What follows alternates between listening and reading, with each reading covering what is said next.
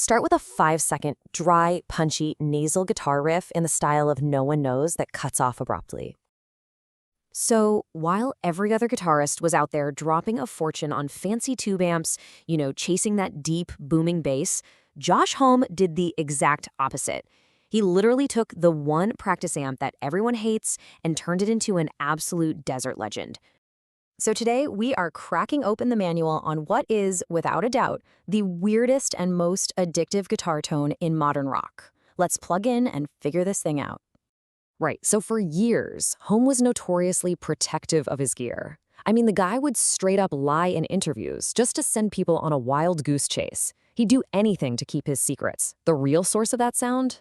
It was basically the stuff of internet myth and legend for the longest time.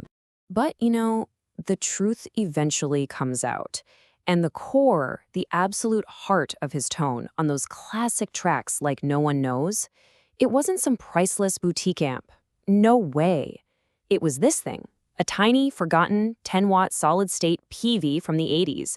We're talking a beginner's practice amp, something you'd find in a pawn shop. And let's be real clear about this. This amp was never, ever meant to sound good in the way we usually think of it. The words people use to describe it, feral, present, nasty. It's got this insane mid-range hunk. It's wiry, almost like a fuzz pedal. Its flaws are exactly what make it a legend. It's got that lo-fi edge you just can't dial in on some perfectly engineered, expensive piece of gear. And that's really the whole philosophy right there, isn't it? It's ugly, but in a good way. This isn't about getting some smooth, polished distortion. Oh, no. This is about raw, unapologetic, spitting grit. It's the sound of an amp that's about to explode, and it's glorious. Okay, so how do you actually get this ugly magic for yourself? Well, the secret isn't just cranking the gain knob. It's all in the EQ. We're talking about the legendary cocked wah EQ. Now look at this. This is the blueprint. And it is absolutely brutal. You don't just turn down the bass and the treble, you completely kill them. We're talking all the way down to 0. Then you take that mid knob and you crank it to 10. You just slam it to the max. You're basically forcing the amp to scream in a very specific, very aggressive frequency. And here's the crazy part. Here's why it works. It accentuates these specific frequencies in a way that sounds almost exactly like a wah pedal that's stuck in one position. You know that sound. That's the cocked wah tone. It's this incredible nasal punch that lets his guitar just slice through any mix, no matter how heavy it gets. It is pure, unadulterated attitude. All right, so the gear is only half the story, right? The other half, well, that's all about the notes he's actually choosing to play. See, most of modern rock is built on the good old blues scale, but Homme? Nah.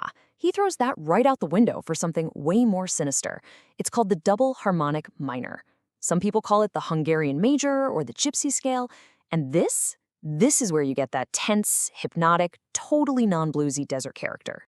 He actually called it a butchered pentatonic himself. He said he wanted something that sounded kinda cabaret and stupid for his solos. It's like he was making fun of traditional guitar playing. And that's exactly the vibe you get, right?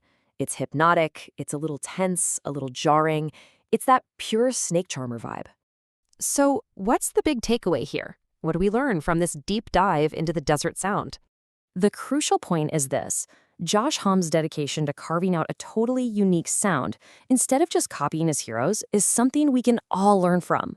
He built an absolutely legendary sound by embracing the gear and the scales that nobody else even wanted to touch.